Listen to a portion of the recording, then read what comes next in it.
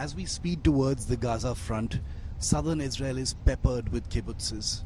These were the communes where common people suffered the brunt of the October 7th attack, whether it was Be'eri, whether it was Kfar Aza, whether it was Holit, where I reported from, whether it was Niroz. All of these places are now just shells of their former selves. Take a look at this report of how the kibbutzes were the most damaged in the attack.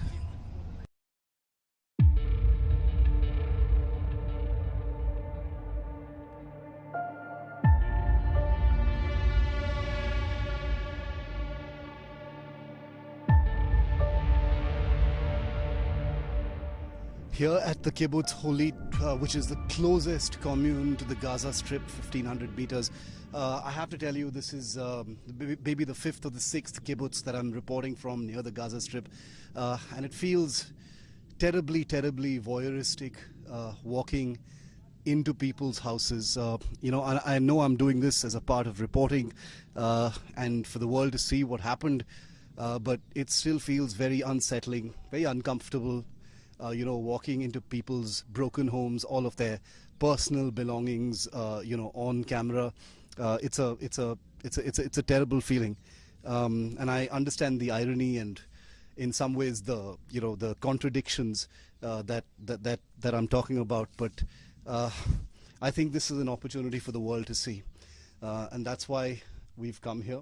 India Today, remember, has been reporting on both sides of this terrible, terrible conflict, but as we enter, yet another home, and there's just no light here because it's completely burnt. But this is a home like any other. This could be anybody's house. Fridge completely gutted, pots and pans in the kitchen, completely normal house. Potatoes still in their basket. A coffee table with some fruit still in the fruit tray. A children's bedroom with the glass completely cracked. There are some people here from the Zaka group who are, actually helping to clean things up. These are volunteer workers who are helping clean things up so these families can move back in. You can see a bullet hole here through the glass as well. It's terrifying. There's just a smell that hangs in these houses of soot, recently lived in, and just an indescribable smell of death and decay. And if you look at pictures, there are even pictures here. I don't want to go too close to them because these are family pictures of people, and we've been told, please don't show any pictures of the families. We have to respect their privacy, so we're not going to be showing you anything close up. But just to tell you that this is a family home, a happy family. Pictures up on the wall, laughing children, parents hugging their newborns. It could be anybody's house. I think that's really what I'm trying to say. So this is a report that's going to be unforgettable for anyone who's been here, and it's truly terrifying.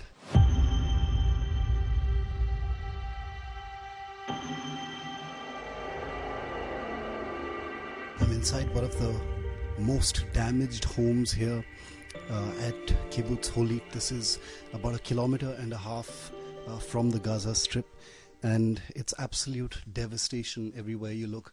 I'm starting here in one of the smallest bedrooms of the house. It's completely gutted. Just wait for a second. I'm going to show you because I'm going to walk into the living room. As you can see, everything is burnt. The walls are completely black. Everything covered in fire dust and soot. There are pictures here. There are burnt pages.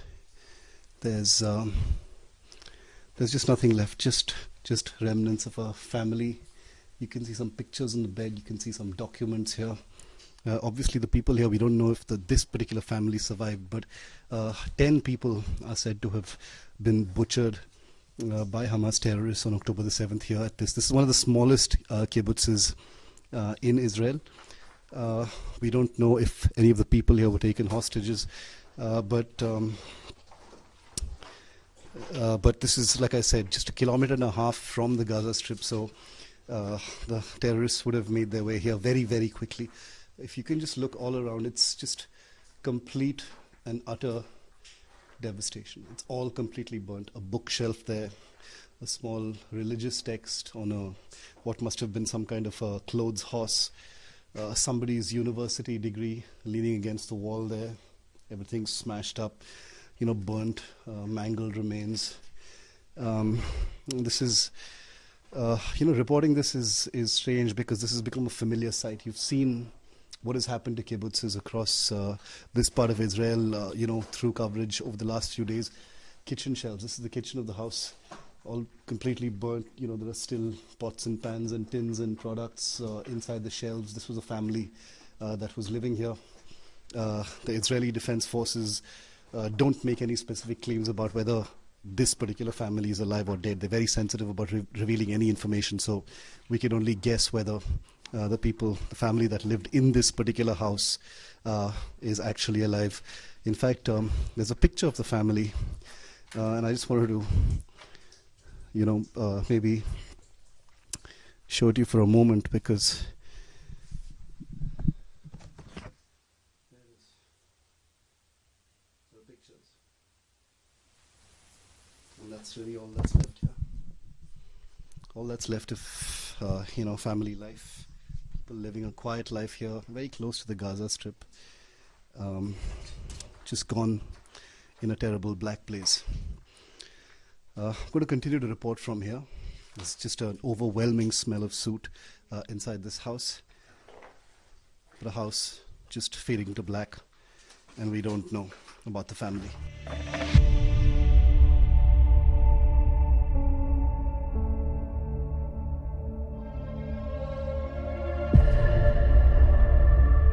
As I report 1,500 meters from the Gaza Strip, the big question continues to hover over this entire crisis. What next is Israel going to do?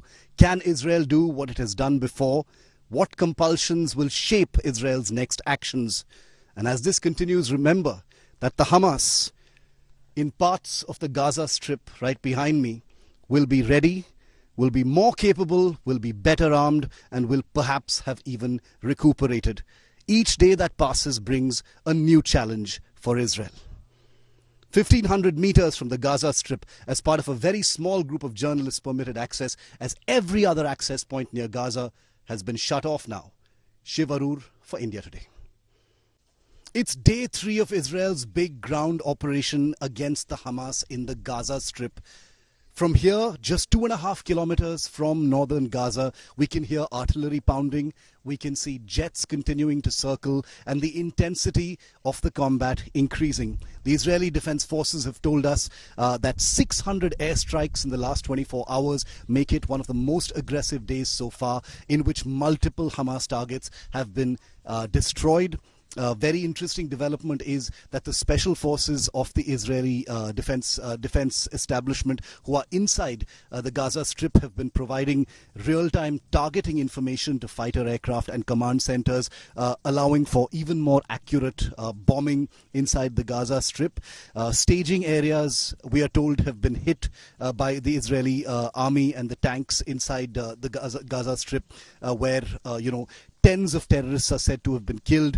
Anti-tank missile positions, which have proven to be an extremely potent threat to Israeli Merkava tanks and armored personnel carriers, as well as infantry, have apparently been taken out in large numbers. Operators of drones have been eliminated. 600 airstrikes in all of them in the northern part of Gaza, some of them that we witnessed between yesterday and today as well. We can even hear them from where we're standing right now at the Kibbutz Neroz, 2.5 kilometers from the Gaza Strip. As we continue to report, the big question, of course, now is what next? Where is this ground operation headed? The Defense Minister of Israel has talked about how this is going to be a long and hard battle inside the Gaza Strip. But the big question is, what is the end game? Are they going to be able to completely eliminate and defang the Hamas? What is the assurance that after this long and bloody battle, the Hamas will not be able to rise from the ashes as it has in the past? The Israel Defense Forces are using some of their potent strength because it is overwhelmingly more powerful than Hamas. But the big question continues to remain, what happens after 5, 6 days, 7 days, 2 weeks, a month? How long is it going to go on for? Because remember, the hostage crisis continues to fester and simmer. It has intensified, like we first reported here on India Today. Shani Luk, the German Israeli party goer whose body was found being paraded by Hamas terrorists in the early days after the attack, has been found dead by soldiers inside Gaza. Her body has been brought back, and her family has, officially announced her death. But what about the other 225 odd hostages who continue to be in there? The Hamas says the airstrikes have killed and, threatened to kill many of the hostages as a result of them being in places which are being struck by the Israeli Air Force. But that appears not to have deterred the Israeli Defense Forces even one single bit, because on day 3, the intensity of the attacks inside Gaza have only just increased. In southern Israel, 2.5 kilometers from the Gaza Strip, Shivarur for India Today.